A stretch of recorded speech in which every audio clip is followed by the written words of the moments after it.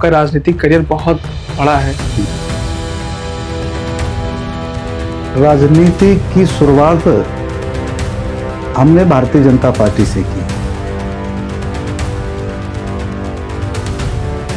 कश्मीर में visa permit शुरू किया पंडित जवाहरलाल नेहरू ने। भारतीय जनता पार्टी के ऊपर सबसे बड़ा आरोप है कि वो धर्मवाद की पार्टी है, हिंदू मुस्लिम करती आ रही है। अगर भारतीय जनता पार्टी के पास हिंदू मुस्लिम का प्रोपेगेंडा ना हो तो वो देश में सरकार नहीं बना पाएगी। अब इस आरोप का मैं पूरी तरह से खंडन करता हूं। जिनके ऊपर ये आरोप है वो इस आरोप से बचना चाहते हैं। मंदिर जो है वो वहीं बना जहाँ पे उनका श्री राम जी का जन्म हुआ था, ठीक है। उसके बाद भी बीजेपी वहां से हार का मुंह देख के आई। देखिए, जीत हार कई मुद्दों पर होती है। बहुत बड़े बड़े ईमानदार नेता चुनाव हार जाते हैं और बहुत डकैत चुनाव जीत जाते हैं। अच्छा, जो आपका राजनीतिक करियर रहा, अगर इसकी जगह कोई और होता आपकी जगह पे, काफी धनराशि कमा चुका होता। सभी लोग ये कहते हैं कि आप जिला अध्यक्ष रहे, जिला अध्यक्ष से भी बड़े पद पर रहे, तो लोगों ने काफी पैसा कमाया है। सही है, आपने नहीं कमाया तो मैं हंस करके टाल देता हूं। एक आपका किस्सा ये भी है कि राम मनोहर हत्याकांड में भी आपने आंदोलन में भागीदारी ली, उसमें भी आपका जो एक मुकदमा विचाराधीन है। जी। नमस्कार, अनफिल्टर देसी टॉक की जनता, मैं हूं प्रभजीत सिंह और स्वागत है आपका हमारे आज के एपिसोड में, जहां हम आपको दिखाते हैं सच का आईना। और इस सच की शुरुआत आज हम करने जा रहे हैं भारतीय जनता पार्टी के बहुत ही वरिष्ठ कार्यकर्ता गोकर्ण नाथ वर्मा जी के साथ। नमस्कार। नमस्कार। पहले तो बहुत बहुत स्वागत है आपका हमारे इस एपिसोड में। धन्यवाद। सवाल की शुरुआत करने से पहले, मैं जब यहाँ पे क्षेत्र में आपके आया तो मुझे पता चला कि आपका राजनीतिक करियर बहुत बड़ा है। तो क्या है आपका राजनीतिक सफर, क्या आप हमें बता सकते हैं?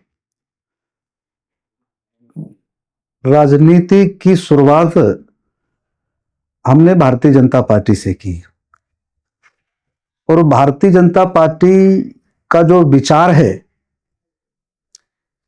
इस देश को परम वैभव पर ले जाने का, सबके साथ न्याय करने का और कश्मीर से कन्याकुमारी तक जो भारत है उसको हम एक मानते हैं। और जो सबसे बड़ी बात है कि अंतिम छोर पर जो व्यक्ति खड़ा है उसके ओठों पर मुस्कान आवे, ये भारतीय जनता पार्टी का जो विचार है, इसी विचार से प्रभावित होकर के हमने भारतीय जनता पार्टी में काम करने का फैसला किया। कब से शुरुआत की आपने राजनीति में? भारतीय जनता पार्टी यूं तो ये बहुत मोहनलालगंज विधानसभा क्षेत्र में बहुत कमजोर पार्टी थी। निश्चित रूप से ये मैं कोई संकोच के साथ नहीं, बड़े उससे कह सकता हूं कि बड़ी कमजोर पार्टी थी। कुछ लोगों के हाथ में थी, कोई संगठन बहुत मजबूत नहीं था, लेकिन फिर भी हम उन्हीं लोगों से प्रेरित होकर के भारतीय जनता पार्टी में काम करने का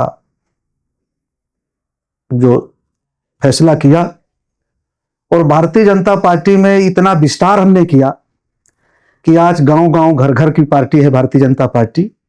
और उसमें पहला मेंबर था जो मैंने इस प्रकार का काम किया और उसके बाद लोग एक कारवां जुड़ता गया, लोग हमसे जुड़ते गए। लेकिन पहले जब हमने भारतीय जनता पार्टी में काम किया तो निश्चित रूप से भारतीय जनता पार्टी मोहनलालगंज विधानसभा क्षेत्र में बहुत कमजोर पार्टी थी। और उसका कारण था कि 1977 का जो विधानसभा का जो चुनाव हुआ उसमें भारतीय जनसंघ भी सम्मिलित थी जनता पार्टी में और भारतीय जनसंघ का कैंडिडेट नहीं खड़ा हुआ कमजोर होने के नाते। और यहां से भारतीय क्रांति दल का जो चौधरी चरण सिंह जी की पार्टी थी, उनकी पार्टी का कैंडिडेट खड़ा हुआ और सब लोगों ने मिलकर के जनता पार्टी से जो संत बकस रावत थे उन्होंने विजयश्री प्राप्त की थी। और उसके बाद भी 1989 के विधानसभा चुनाव में और लोकसभा के चुनाव में दोनों एक साथ हुए थे। तो भारतीय जनता पार्टी कमजोर होने के नाते जनता दल और भारतीय जनता पार्टी से गठबंधन था, इसलिए जनता दल विधानसभा में उतरा और लोकसभा में उतरा और दोनों कैंडिडेट जिताए गए।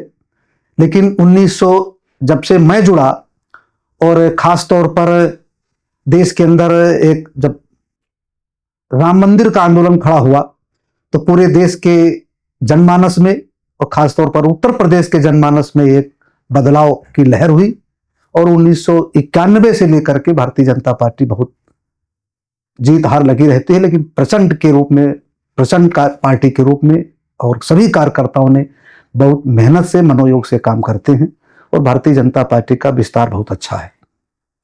किस तरह से आपने शुरुआत की राजनीति में? भारतीय जनता पार्टी में हम लोग गांव से जुड़े होने के नाते, पड़ोस में मेरा एक अमेठी कस्बा है और अमेठी कस्बे में मेरी दुकानें हैं, हम लोग व्यापारी भी हैं और व्यापार भी करते हैं। इसलिए 1984 में राम जन्मभूमि का आंदोलन जब खड़ा हुआ तो फिर इंदिरा जी की हत्या हो जाने के बाद फिर वो आंदोलन वापस हुआ। राम रथ यात्रा दिल्ली नहीं पहुंच पाई, लेकिन वो आंदोलन चलता रहा और उस आंदोलन का परिणाम हुआ कि हम 1988 से भारतीय जनता पार्टी को समझने का और उनके विचार जानने का अवसर प्राप्त हुआ और पहली बार ही स्थानीय समिति का मैं अध्यक्ष चुना गया, जहां पर अच्छी संख्या में मेंबर होते थे। उस समय उसको स्थानीय समिति का दर्जा दिया जाता था और मैं अपनी पूरे ग्राम सभा जौखंडी जो स्थानीय समिति थी उसका मैं अध्यक्ष चुना गया पहली बार।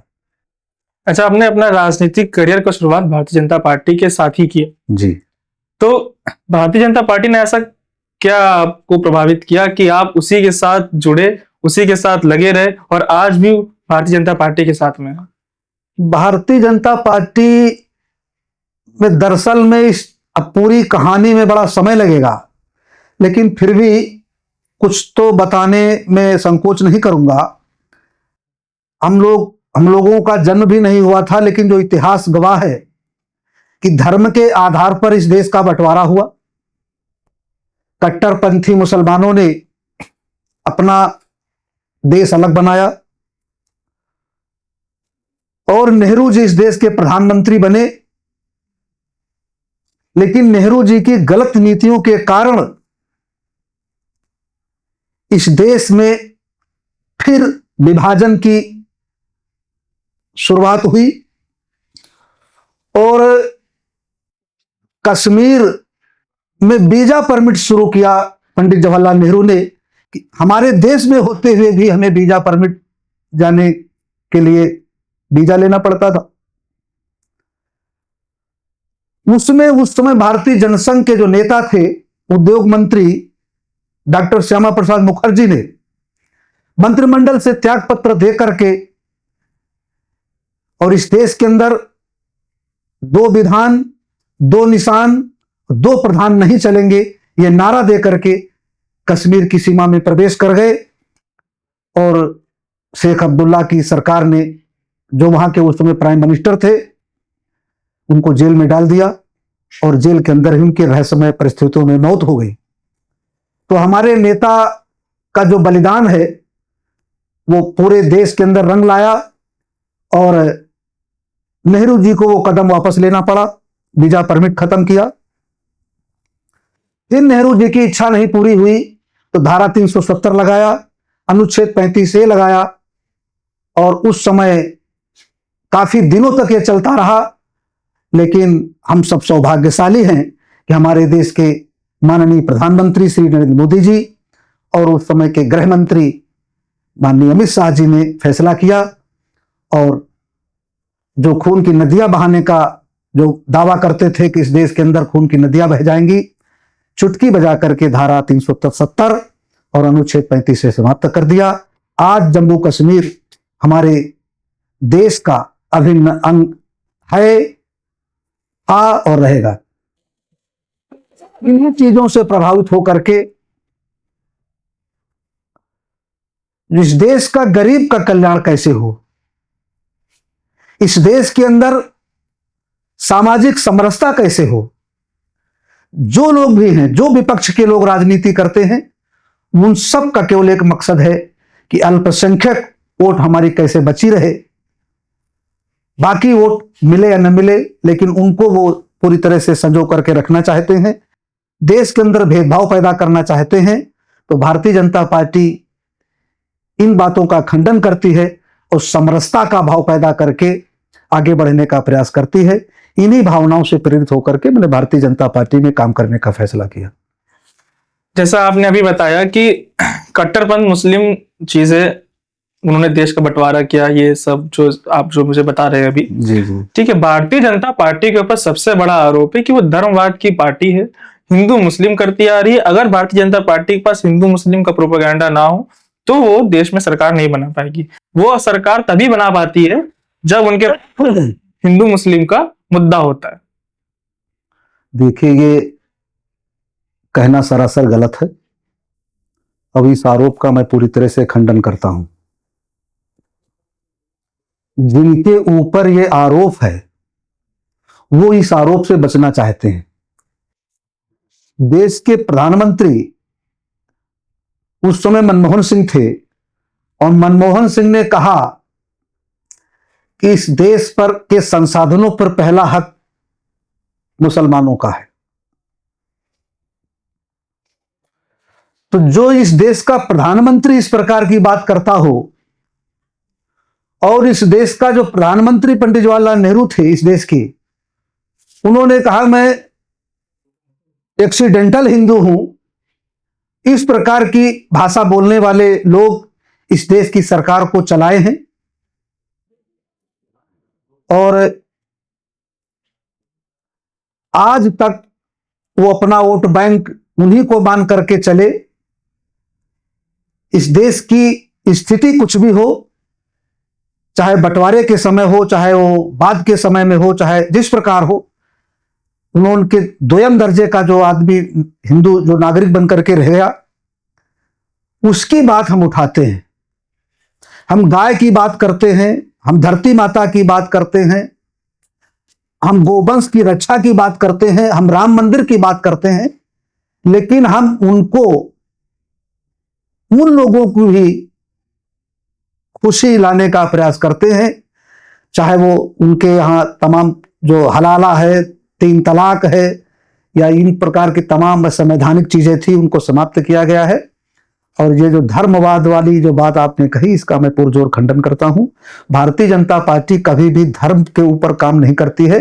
भारतीय जनता पार्टी पूरे देश के लोगों को, चाहे हिंदू हो, चाहे मुस्लिम हो, चाहे सिख हो, ईसाई हो, चाहे जिस धर्म को मानने वाला हो, उसके साथ न्याय करने का प्रयास करते हैं और ये समझाने का भी प्रयास करते हैं कि ये देश आपका है, इसमें आप काम करिए, नमाज पढ़िए, शादी विवाह करिए, आप अपने लड़के की शादी करिए, कुछ भी करिए, लेकिन इस देश में आप रह करके इस देश के अंदर अलगाववाद, आतंकवाद, ये सब चीज चलने वाली नहीं है। आपने अल्पसंख्यकों की बात की अभी, और मैं कुछ समय पहले एक समाजवादी पार्टी के नेता से मिल के आया था, तो उन्होंने पीडीए की यात्रा निकाली, जिसका उन्होंने मुझे वर्णन किया कि पीडीए का मतलब होता है पिछड़ा, पी से पिछड़ा वर्ग, डी से दलित, ए से अल्पसंख्यक। और उनका कहना यह है कि सिर्फ मतलब जातिगत जनगणना करा दी जाए और चुनाव कराया जाए, क्योंकि जातिगत जनगणना नहीं हो रही है। जातिवाद भी कर रही है बीजेपी, और सिर्फ समान जो बड़े वर्ग, ऊंचे वर्ग के लोग हैं, जैसे कि पंडित हो गए, ब्राह्मण हो गए, उनको आगे बढ़ने को दे रही है।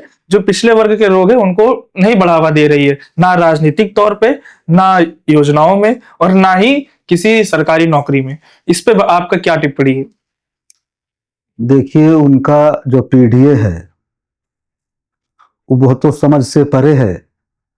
कारण है कि अगर जब पीडीए की बात करते हैं तो उनकी पार्टी के जो विधायक हैं, पल्लवी पटेल जी, उन्होंने उस पीडीए का विरोध करके उनके जो राज्यसभा के चुनाव थे उसमें वोट नहीं किया। तमाम लोग उनके पीडीए से विरोध करके उनको वोट नहीं किए। और अगर पीडीए के इतने ही समर्थन में थे वो पिछड़े वर्ग के, तो जब नेता विरोधी दल बनने की बात आई तो उन्होंने पंडित को बनाया, श्री माता प्रसाद पांडे जी को। तो अगर वो पिछड़े वर्ग के, तो पी से पंडित माना जाए या पिछड़े वर्ग क्या पिछड़ा माना जाए।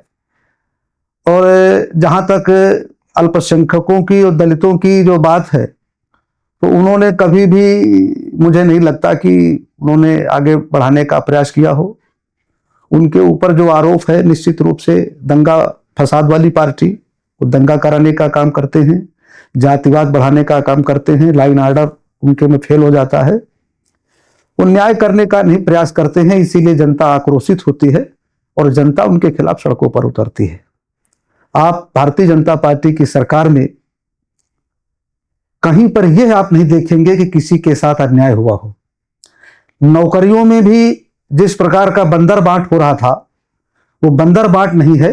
जो योग्य है, मैं एक बहुत छोटे से गांव में रहने वाला व्यक्ति हूं और मेरी जानकारी में 4 लड़के पासी समाज के डाक विभाग में इसी वर्ष नौकरी पाए हैं। 1 साल हो गया लगभग। एक लड़का मेरे परिवार का CHC बड़ा गांव मसौली में आयुर्वेद का डॉक्टर हुआ है।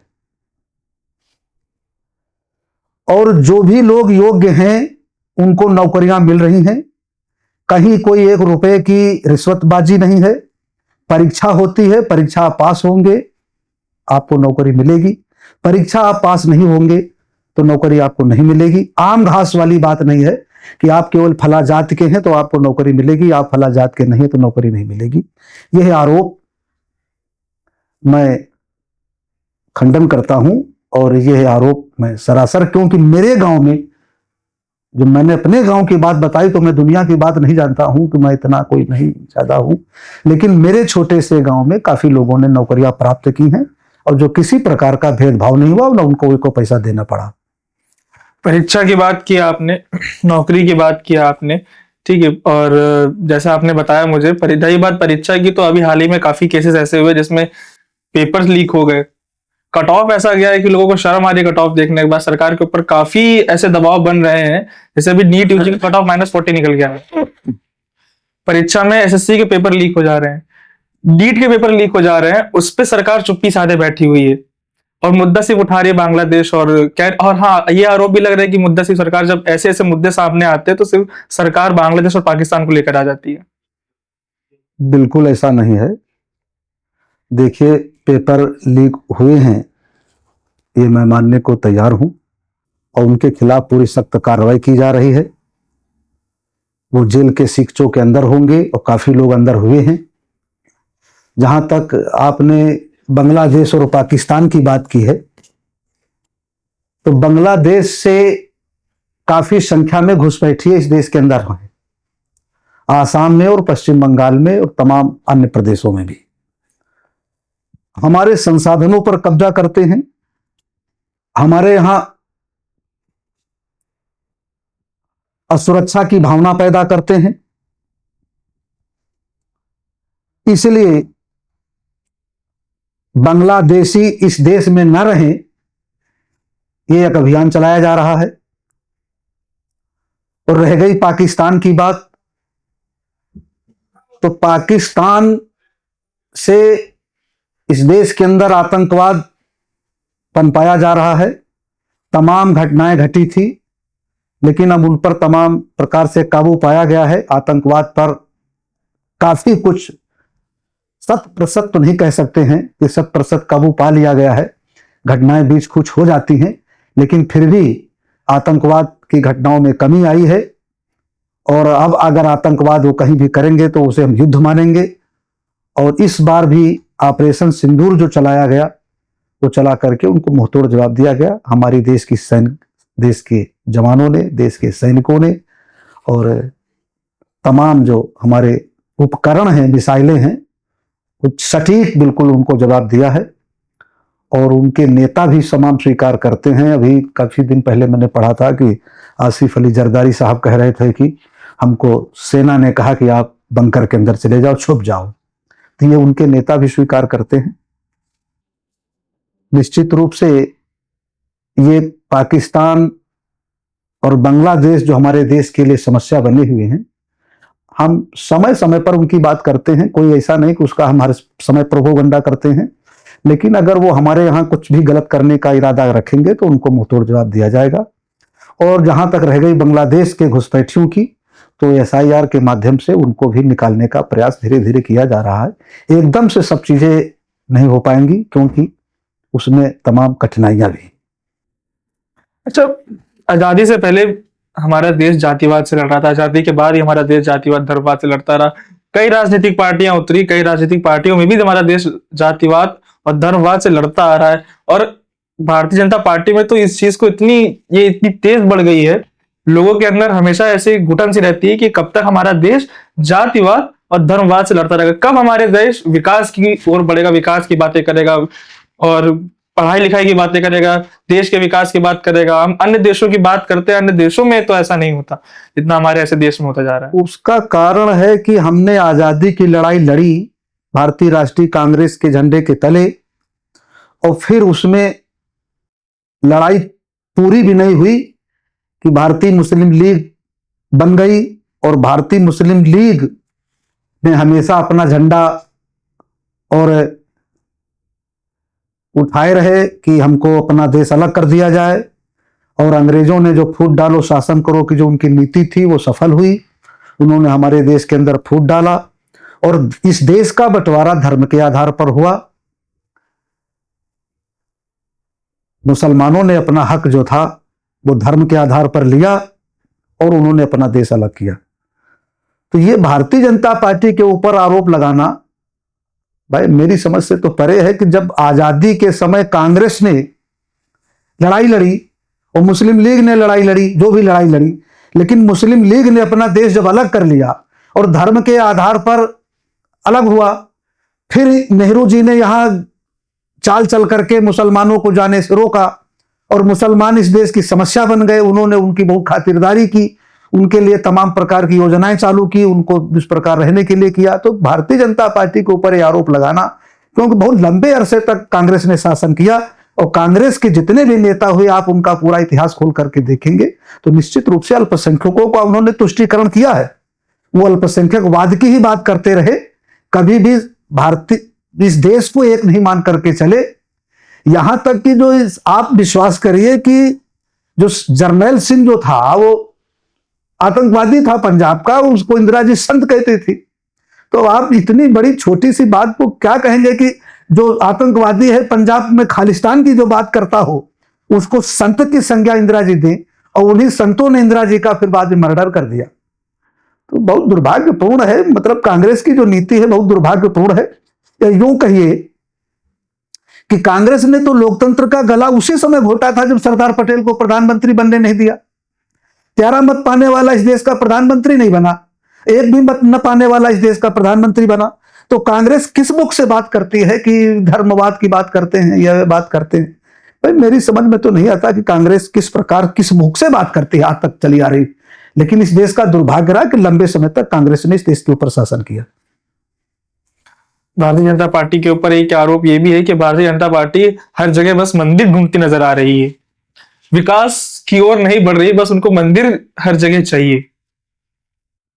देखिए, मंदिर भी इस देश के अंदर रहेंगे, मस्जिद भी रहेंगे, गुरुद्वारा भी रहेंगे, चर्च भी रहेंगे। जहां तक मंदिर की बात है तो मैं बड़े गर्व के साथ कह सकता हूं कि कोई भी मस्जिद तोड़ करके मंदिर नहीं बनाए गए। यह देश हिंदुओं का है। इस देश के अंदर जब भी मुसलमान आए इस देश के ऊपर मंदिरों पर उन्होंने हमले किए। ये इतिहास में लिखा, मैं कोई मुजबानी नहीं बोल रहा हूं, ना मैं अपने मन से बोल रहा हूं, ये ऐतिहासिक बातें हैं। तो जब यहां पर वो मंदिर तोड़ करके मस्जिद बनाई गई और लोगों ने कड़वा घूंट उस समय पिया, बर्दाश्त किया, तमाम लड़ाइयां लड़ी, तमाम लोग शहीद हुए, उसके बाद माननीय सर्वोच्च न्यायालय ने फैसला दिया है कि अयोध्या के अंदर भव्य राम मंदिर का निर्माण हो और उनको भी 7.5 बीघे जमीन, 5 एकड़ जमीन उनको भी दिया है धुन्नीपुर में मस्जिद बनाने के लिए। तो कहां से ये मतलब है कि हम मंदिर की बात करते हैं? तो अगर ये मंदिर इस देश के अंदर, अयोध्या इस विश्व के अंदर दूसरी कोई नहीं है। सरजू जी के किनारे अयोध्या स्थित है, जो वेदों में पुराणों में वर्णन है। तो जब उस प्रकार की स्थिति है कि दूसरी विश्व के अंदर अयोध्या नहीं है और अयोध्या के अंदर भगवान राम का जन्म हुआ है, तो अयोध्या के अंदर मंदिर नहीं बनेगा तो फिर कहां बनेगा? इसलिए वैचारिक भी प्रतिबद्धता है और आन बान शान की भी प्रतिबद्धता है कि हम अयोध्या के अंदर भव्य मंदिर का निर्माण करें, और उसी दिशा में भव्य मंदिर का निर्माण हुआ है और आने वाले समय में जो कुछ कसर होगी उसको भव्यता प्रदान की जाएगी। जहां तक रह गया बनारस की बात, उसमें भी उसके बगल में मस्जिद है, मैं खुद गया। मथुरा में भी ईदगाह बिल्कुल बगल में बना हुआ, तो ये सब क्या तमाशा है भाई? मथुरा के अंदर भी भगवान कृष्ण का जन्म हुआ है। काशी के अंदर भी बहुत पुरानी, हिंदुस्तान की बहुत पुरानी नगरी है भगवान शंकर की, उसमें भगवान शंकर का निवास है। तो ये जब जगह जगह पर हम लोगों को परेशान करने के लिए, हिंदुओं को अस्मिता को खिलवाड़ करने के लिए उनके साथ क्या क्या नहीं हुआ, तो उनको लोगों को जब उसमें कोई ऐसा नहीं है कि उनके साथ कुछ ऐसा हुआ हो, लेकिन फिर भी अगर कोई न्यायालय में मुकदमा विचाराधीन है, न्यायालय अगर कोई फैसला देता है तो उसका हम सम्मान करते हैं। और यही बात अयोध्या जी के मामले में भी कही जा रही थी कि हम न्यायालय का फैसला मानेंगे और नहीं बातचीत के द्वारा हल निकालेंगे। तो निश्चित रूप से न्यायालय ने जो फैसला दिया है उसका हिंदुओं ने और मुसलमानों ने तहे दिल से स्वागत किया है। कहीं कोई घटना नहीं घटी। आज भी इतने दिन बीत जाने के बाद भी मुसलमानों के दिल में कोई गुरेज नहीं है। अगर गुरेज है तो सिर्फ कांग्रेस के मन में है। जैसे कि आपने अभी बताया कि वो जी मतलब मंदिर जो है वो वहीं बना जहां पे उनका श्री राम जी का जन्म हुआ था। ठीक है, उसके बाद भी बीजेपी वहां से हार का मुंह देख के आई है। देखिए, जीत हार कई मुद्दों पर होती है। बहुत बड़े बड़े ईमानदार नेता चुनाव हार जाते हैं और बहुत डकैत चुनाव जीत जाते हैं। तो देखिए, चुनाव में तो क्या है, छल बल धन बल और सब दुनिया की नाटक होती है। चुनाव को इस प्रकार लेना कि भारतीय जनता पार्टी वहां से चुनाव हार गई, ये निश्चित रूप से हारे हैं, लेकिन इसका यह मतलब नहीं कि हमने राम मंदिर का निर्माण किया तो हारे। ये बात मुझे स्वीकार करने योग्य नहीं। नहीं, लेकिन हाँ, स्वीकार करने योग्य नहीं कि राम मंदिर का निर्माण किया तो हारे, लेकिन राम मंदिर का निर्माण किया तो हारना भी तो नहीं चाहिए। अयोध्या की नगरी है और राम जी की नगरी है, वो श्री राम जी की नगरी। हो सकता है उसमें टिकट वितरण में कहीं ना कहीं गलती हुई हो, उसकी भारतीय जनता पार्टी ने समीक्षा की होगी, लेकिन ये कहना मुझे अच्छा नहीं लगता कि हम राम मंदिर के निर्माण के कारण हारे। क्योंकि एक तो अयोध्या विधानसभा से हम हारे नहीं, अन्य विधानसभाओं से हम हार गए हैं। अयोध्या विधानसभा से हम जीते हैं काफी अच्छी वोटों से, लेकिन वो लोकसभा का जो चुनाव है हारे हैं, उसे हम स्वीकार करते हैं।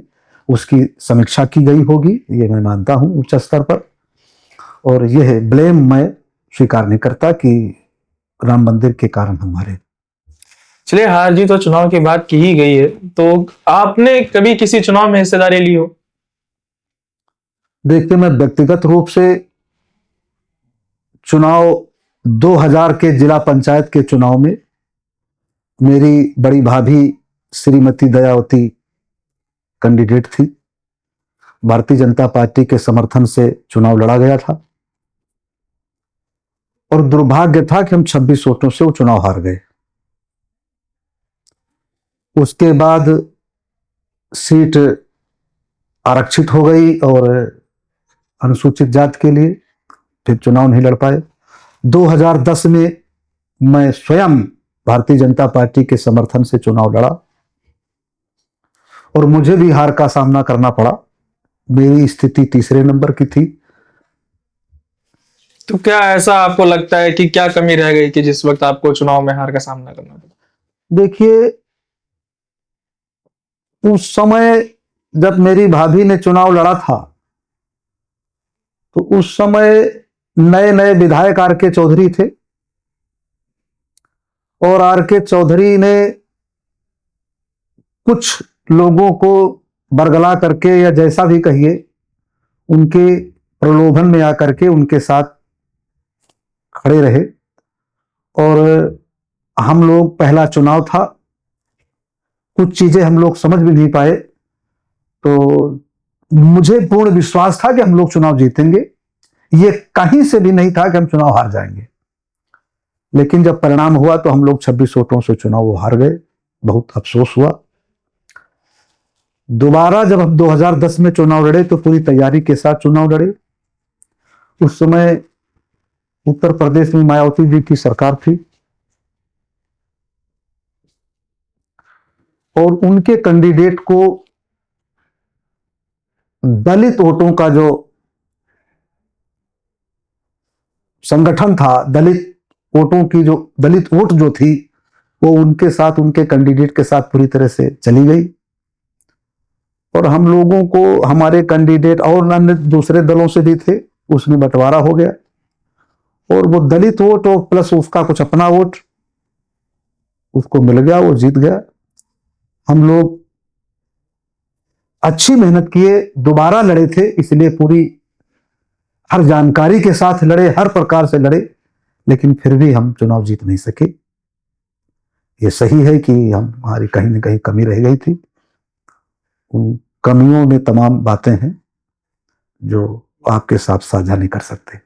कब लड़े थे आप आखिरी बार? 2010 में। हाँ सॉरी, 2010 में जब आप चुनाव लड़े थे तो 2010 के बाद कभी किसी पद के लिए दोबारा आप फिर नहीं खड़े हुए? नहीं, 2010 के बाद फिर सीट जो जिला पंचायत की थी वो भी आरक्षित हुई अनुसूचित जाति के लिए और सौभाग्यशाली मुझे कहिए कि हमारे पड़ोस का ही मेरा भतीजा, जो मुझे बड़ी प्रसन्नता है और मेरे पारिवारिक उसके संबंध है, भले जाति कुछ भी हो, उसने दोनों बार 2015 में भी और 2021 में भी जिला पंचायत के चुनाव में बहुत बड़े अंतर से हम लोगों ने जीत हासिल की भारतीय जनता पार्टी के समर्थन से।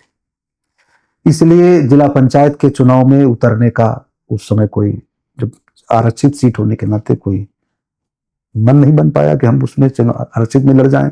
न संविधान इजाजत देता है, ना कोई इजाजत देता है।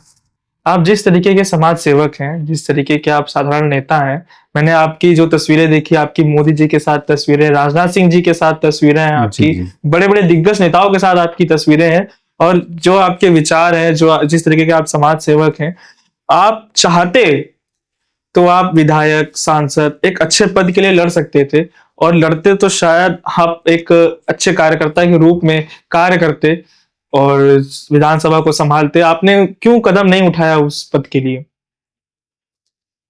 देखिए, जो ये बड़े पद हैं, निश्चित रूप से राष्ट्रीय नेतृत्व और प्रदेश नेतृत्व तय करता है। हमारी मोहनलालगंज की लोकसभा और मोहनलालगंज की विधानसभा शुरू से 1957 से लेकर के आज तक आरक्षित ही है। पास पड़ोस के भी जो जनपदों में, पड़ोस में बछरावा विधानसभा है वो भी आरक्षित है, पड़ोस में हैदरगढ़ विधानसभा है वो भी आरक्षित है, पड़ोस में जैदपुर विधानसभा है वो भी आरक्षित है। मेरे पास पड़ोस में और खासकर मेरे जनपद में, लखनऊ में केवल 2 सीटें हैं, लखनऊ जिले में महानगर को छोड़ करके, बक्सी का तालाब और सरोजनी नगर। तो हमने कभी विधायक का चुनाव लड़ने का कभी तो मन नहीं बनाया, ना मैंने कभी आवेदन किया और न ही मेरी तरफ, ना पार्टी की तरफ से मुझे कभी कुछ कहा गया। यह सच्चाई है। अब जीतना हारना अपनी जगह पर है, लेकिन ना तो मैंने कभी मन बनाया और न पार्टी ने भी मुझे कभी कहा कि नहीं आप चुनाव यहां से लड़ जाइए भाई। तो ऐसा तो कुछ हुआ नहीं कि हमसे कभी पार्टी ने कहा और ना हमने कभी मन बनाया। रह गई और अन्य पदों पर, तो ये भारतीय जनता पार्टी का फैसला है कि वो हमसे कैसा काम लेना चाहते हैं। मैं अपने आप में संतुष्ट हूं। एक बात, डॉक्टर लक्ष्मीकांत वाजपेयी प्रदेश अध्यक्ष थे, माननीय टंडन जी बड़े नेता थे, वरिष्ठ नेता थे। उन्होंने बड़े जोरदार जरूर ये बात कही थी मेरे सामने कि अगर मोहनलालगंज शेड्यूल कास्ट न हो तो, चाहे मेरा मन भरने के लिए कहा हो, तो कि गोकर्ण से अच्छा कोई कैंडिडेट नहीं हो सकता है। लेकिन जब हमारी सीट, हमारे पास पड़ोस के जनपदों की सीटें भी आरक्षित हैं, तो हमने कहीं दूर दराज जाकर के कभी तो ना मन बनाया और न पार्टी ने भी मुझे कोई निर्देशित किया। अच्छा, आपने काफी आंदोलन में भी भाग लिया है। 2008 के शायद आप आंदोलन में थे, विद्युत से रिलेटेड कोई आंदोलन था। क्या था वो किस्सा और क्या परिणाम रहा उस आंदोलन का? देखिए, मायावती जी ने पूर्ण बहुमत की सरकार बनाई और जब पूर्ण बहुमत की सरकार बनाई तो वो बेलगाम हो गई। मोहनलालगंज क्षेत्र की जनता की, उनके भी दल के जो लोग थे, उन्होंने ये नहीं सोचा। वो एक गांव बिंदुआ पड़ता है मोहनलालगंज में, विकासखंड में, वहां आई और उस सभा में बड़े खुले मन से उन्होंने पूछा कि यहां बिजली कितने घंटे आती है। तो लोगों ने कहा कि यहां बिजली 24 घंटे आती है। आर के चौधरी उस समय विधायक थे और निजी खुन्नस के कारण बिना क्षेत्र की जनता की परवाह किए बिना उन्होंने लखनऊ जाकर के वो फैसला पलट दिया और ऑर्डर कर दिया कि मोहनलालगंज क्षेत्र की जनता को 8 घंटे बिजली मिलेगी। हम लोगों को 24 घंटे बिजली मिलती थी। जब से हमने होश संभाला, हमारे गांव में बिजली आई 71 में हम लोग छोटे छोटे थे, तब से लगातार 24 घंटे बिजली आ रही थी। तो 24 घंटे बिजली लेने वाले व्यक्ति को 8 घंटे कर दी जाए तो निश्चित रूप से गुस्सा पनपेगा, आक्रोश फैलेगा। तो उसी आक्रोश को लेकर के हम लोगों ने आंदोलन किया। तो तमाम प्रकार के आंदोलन हुए। व्यापारियों ने आंदोलन किया, राजनीतिक दलों ने आंदोलन किया और हमारा आंदोलन जैसा भी रहा, लेकिन मायावती जी ने उसी खुन्नस के कारण हमारे लोगों के ऊपर उन्होंने मुकदमा चालू कर दिया। और जिस आप बड़े ही उस प्रकार सुनिए कि जो अभी मैं गवाही में उसमें था, जो जिसने मुकदमा लिखा था कल्याण सिंह सागर ने, मेरे वकील ने जब पूछा, उससे बहस किया, तो उसने कहा मैं किसी को नहीं जानता हूं, किसी को नहीं पहचानता हूं, मेरे पास एक चिट्ठी आई थी ऊपर से इन लोगों के ऊपर मुकदमा लिखना। अब आप ताजुब करिए कि कोर्ट के अंदर इस प्रकार की, वो आदमी बहस में इस प्रकार की बात करता है कि मेरे ऊपर से एक चिट्ठी आई थी। तो ये कैसी उस समय की सरकार थी जो क्षेत्र की खुशियां छीनने का जो काम किया था, निश्चित रूप से दुर्भाग्यपूर्ण था। और उसके बाद फिर वो जो उनकी पार्टी की जो दुर्गति है, आप भली भांति देख रहे हैं कि शून्य की ओर जा रहे हैं। यही कारण है कि जनता से जो इस प्रकार का व्यवहार करेगा, निश्चित रूप से वो इसी दुर्गति को प्राप्त होगा। अच्छा, मौजूदा समय पे मुझे पता चला कि आपके राजनीतिक संपर्क काफी अच्छी जगह पे है। तो कहाँ तक है आपके संपर्क, किन किन लोगों से आपकी भेंट होती रहती है? देखिए, मैं अपने आप में कुछ भी कहूं, लेकिन मुझे एक ईमानदार कार्यकर्ता के रूप में मेरी छवि है, जैसा कि आप क्षेत्र के अंदर भी जान रहे होंगे। तो बड़े बड़े नेताओं में उस समय तो भाई फोटो सेशन होता नहीं था। जब हम लोग अटल बिहारी वाजपेयी और माननीय आडवाणी जी के साथ काम करते थे, लखनऊ आते थे, उनसे मिलते थे, तो उस समय तो कोई भाई फोटो वोटो खींचा नहीं जाता था। मोबाइल का जमाना नहीं था, और मोबाइल किसी के पास अगर थे भी तो बहुत छोटे वाले थे। तो आप विश्वास करिए कि गोसाईगंज में जब अटल बिहारी वाजपेयी जी की जनसभा हुई, तो इस क्षेत्र के उस समय भाई शारदा प्रसाद जायसवाल जी बड़े नेता थे। उन्होंने अटल जी के समक्ष मेरा भाषण करवाया। इतने बड़े नेता के सामने मुझे बोलने का अवसर मिला, मैं बहुत ही प्रसन्न हुआ, गदगद हुआ। और उसका परिणाम हुआ कि उसी समय से माननीय भिखारी सिंह जी जिला अध्यक्ष हुए और मुझे जिला कार्य समिति का मेंबर बनाया गया, मेरी कार्यशैली को देखते हुए। फिर मुझे ऊपर से ही और यहाँ के कार्यकर्ताओं ने एक मन बना करके मंडल अध्यक्ष बनाया। फिर मैं जिले में उपाध्यक्ष रहा कुंवर साहब के नेतृत्व में, और मैं लखनऊ जिले का भी जिला अध्यक्ष रहा। तमाम पदों पर रहा हूं। विधानसभा का तो मैं बहुत लंबे समय तक प्रभारी रहा। मैं अभी 2022 के विधानसभा के चुनाव में पुरवा का विधानसभा प्रभारी रहा। तो बड़े बड़े नेताओं से संपर्क रहा। ये सही है कि माननीय कल्याण सिंह जी मेरे आदर्श थे, केसरीनाथ त्रिपाठी जी, कटियार साहब, ओम प्रकाश सिंह जी, कलराज जी, राजनाथ जी, सब बड़े बड़े नेताओं से संपर्क रहे। राजनाथ जी ने हैदरगढ़ से विधानसभा चुनाव लड़ा। हम लोगों ने अमेठी में उनका स्वागत किया था। जब कभी इधर से जाना होता था तो हम लोग जान जाते थे, स्वागत करते थे, मुलाकात करते थे। कल्याण सिंह जी का कई बार अमेठी में स्वागत किया गया। कलराज जी का स्वागत किया गया प्रदेश अध्यक्ष रहते हुए।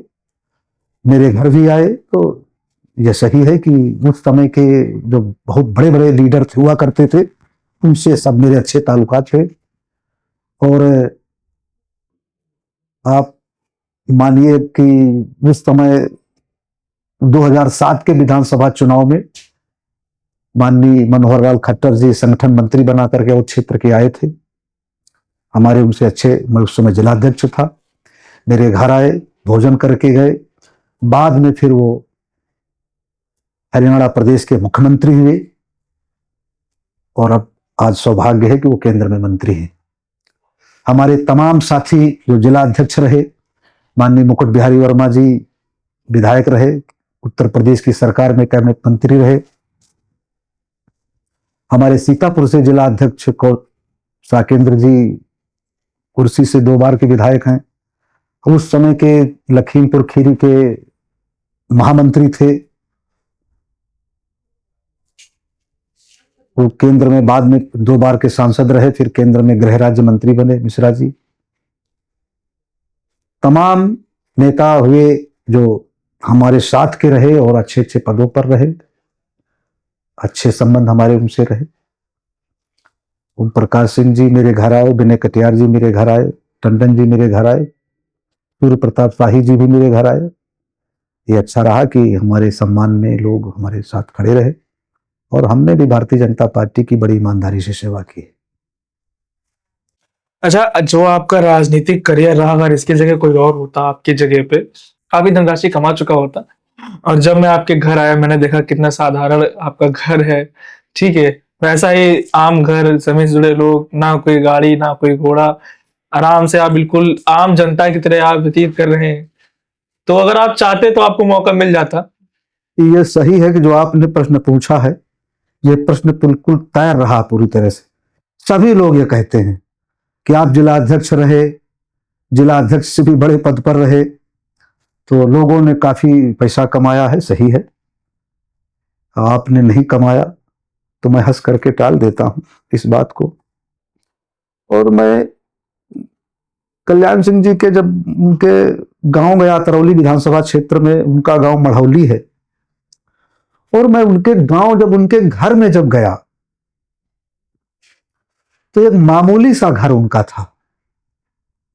सभी लोग ये कहते हैं कि आप जिला अध्यक्ष रहे, जिला अध्यक्ष से भी बड़े पद पर रहे, तो लोगों ने काफी पैसा कमाया है। सही है, आपने नहीं कमाया तो मैं हंस करके टाल देता हूं इस बात को। इस प्रकार का उसका अपना छोटा सा घर हो, तो मुझे नहीं लगता कि हमारे दल के नेताओं में ये इस प्रकार की, ठीक है तमाम लोग पैसे वाले हैं, खुद का उनका अपना बिजनेस होगा, बड़े बड़े लोग होंगे, लेकिन भारतीय जनता पार्टी के द्वारा पैसा कमाया है ऐसा मैं नहीं मानता हूं। और मेरा तो कभी इस प्रकार का विचार ही नहीं आया कि मैं किसी के काम कराने के बहाने या किसी से किसी प्रकार की मांग जांच करूं। तो मेरी आदत है, और मैं जितने में हूं उतने में संतुष्ट हूं। और मुझे कार्यकर्ताओं से नेता बनाने में अच्छा लगता है कि नेता बने, समाज में सेवा करे, अपना समाज में जो भी दुख हैं उनको बांटे और उनके साथ खड़ा हो। देखिए, पैसा होना चाहिए, ये सही है, लेकिन बहुत अनर्गल तरीके से पैसा कमाना कोई हमारी समझ में नहीं आता। इसलिए मैंने उस तरफ कभी ध्यान नहीं दिया, और ना मेरी कभी इच्छा ही रही। अच्छा, एक आपका किस्सा ये भी है कि राम मनोरथ हत्याकांड में भी आपने आंदोलन में भागीदारी ली, उसमें भी आपका जो एक मुकदमा विचाराधीन है। जी जी। क्या कहानी है उस हत्याकांड की और क्या रहा उस हत्याकांड में? राम मनोरथ वर्मा जौरास गांव के उभरते हुए सितारे थे। लोग उनकी पसंद करते थे, लोग उनको, और किसी भी जाति वर्ग का कोई भी पीड़ित व्यक्ति अगर उन्हें फोन करता था तो तुरंत उसके पास पहुंचते थे। बीडीसी के मेंबर थे। वो अगला चुनाव प्रधान का लड़ने का मन बना चुके थे। ये कुछ लोगों को अखर रहा था और इसी बात को लेकर के वहां के बाहुबलियों ने उनकी हत्या कर दी।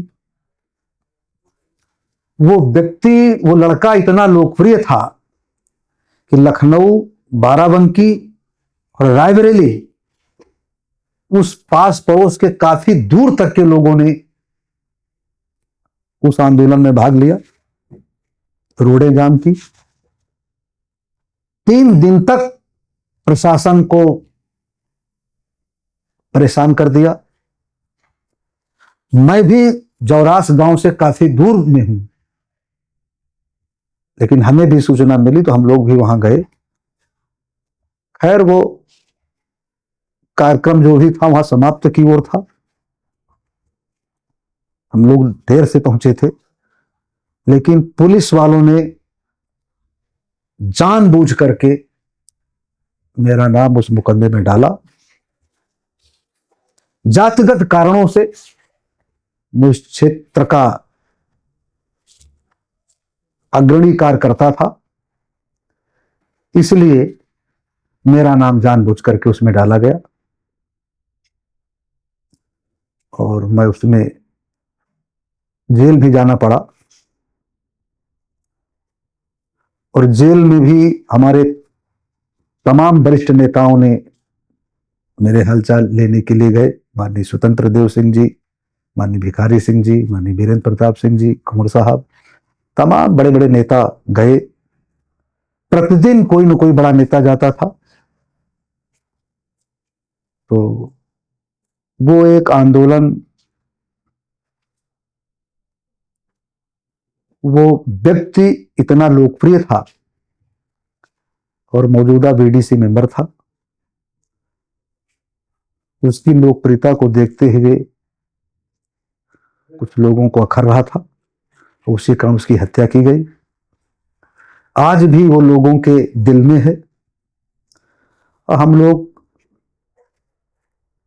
पुलिस का शिकार हुए, समाजवादी पार्टी का शिकार हुए, जो उस समय की समाजवादी पार्टी की सरकार थी। यहां तक कि आप विश्वास करिए कि इस मुद्दे को, केंद्र में उस समय मंत्री थे बेनी बाबू, उन्होंने उस मुद्दे को उठाया। पूरा जनपद आक्रोशित था, लेकिन न्यायालय में जो भी मुकदमा चला, साक्ष्य के आधार पर चला, वो लोग बरी हो गए। लेकिन फिर भी इसकी सजा उन्हें कहीं ना कहीं मिलेगी, ये मेरा मानना है। न्यायालय बरी कर सकता है, लेकिन वो ऊपर वाले का न्यायालय है, निश्चित रूप से उनको सजा मिलेगी। चलिए, मैं आपसे अब आखिरी सवाल करने जा रहा हूं और मेरा आखिरी सवाल अब आपसे ये है कि अब गोकर्ण जी भविष्य में राजनीति में किस पद के लिए तैयारी कर रहे हैं और राजनीति में अब आगे कैसे कहाँ जाएंगे? देखिए, मैं किसी पद के लिए तैयारी नहीं कर रहा हूं। भारतीय जनता पार्टी लगातार अटल बिहारी वाजपेयी जी से लेकर के बीच का जो कालखंड हुआ, निश्चित रूप से समीक्षा करने का था, और समीक्षा की गई, मेहनत की गई। कभी भी हमारे लोगों के कदम रुकते नहीं हैं। हर कदम पर भारतीय जनता पार्टी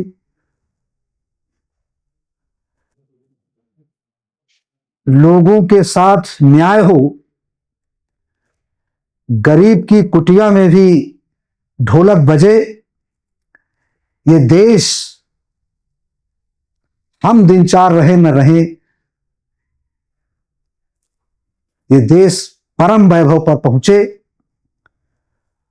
और जो समाचार पत्रों में, दूरदर्शन में, आकाशवाणी में जो सुनता हूं, अभी परसों के समाचारों में सुन रहा था कि महाराष्ट्र के नगर निगमों के चुनाव में भारतीय जनता पार्टी बहुत प्रचंड बहुमत से जीती है। एशिया की जो सबसे बड़ी नगर महापालिका है बंबई, उसमें भी ठाकरे परिवार का वर्चस्व खत्म हुआ है। भारतीय जनता पार्टी ने अपना मेयर बनाएगी। यही सुन करके, यही देख करके तसल्ली होती है एक कार्यकर्ता होने के नाते। भारतीय जनता पार्टी दिनों दिन आगे बढ़े, ये देश आगे बढ़े, हम विकसित राष्ट्र की श्रेणी में आवे, यही सपना है। और इसी के साथ अपने को संजोते हुए भारतीय जनता पार्टी में काम करता हूं। भारतीय जनता पार्टी जो भी निर्देश देगी उसका पालन करेंगे। मेरी व्यक्तिगत कोई इच्छा नहीं है, ऐसा मैं मानता हूं। श्री गोकुल जी, हम प्रभु जी से ये कामना करेंगे कि किसी व्यक्तिगत पार्टी में नहीं, हर एक पार्टी में आप जैसा एक ईमानदार नेता हो, जो भले इतनी सारी उपाधि प्राप्त करे लेकिन जमीन से उड़ के रहे, एक आम आदमी की तरह लोगों के बीच में रहे, किसी पद का गलत फायदा ना उठाए। और बहुत अच्छा लगा हमें आपसे बात करके, और हम चाहेंगे कि आप ऐसे ही हमारे साथ, इस देश के साथ बने रहें। और कुछ अगर आप हमारे देश के युवाओं को कुछ कहना चाहें, कुछ उपदेश देना चाहें, क्योंकि आप काफी युवाओं के लिए प्रत्येक देश का भविष्य इसके युवाओं पर निर्भर है, ये कहावत है। चाहे विवेकानंद जी की रही हो, मुझे ये तो नहीं पता, लेकिन मैंने पढ़ा है कि प्रत्येक देश का भविष्य उसके युवाओं पर निर्भर है।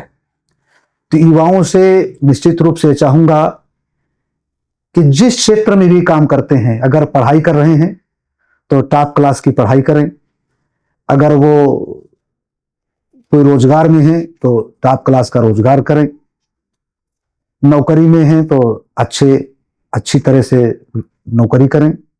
जिस क्षेत्र में भी काम कर रहे हैं वो उस क्षेत्र में अच्छा काम करें, क्योंकि वो बढ़ेंगे तो देश बढ़ेगा, देश बढ़ेगा तो पूरा विश्व बढ़ेगा। और जो विकसित राष्ट्र का सपना है वो इन युवाओं के माध्यम से ही पूरा होगा। इसलिए युवा उठेगा तो देश उठेगा, ये मेरा मानना है। चलिए, हम सवालों को अंत करते हैं और हम आपसे आपके आशीर्वाद की अपेक्षा करते हैं। चलिए, ठीक है, धन्यवाद। नमस्कार।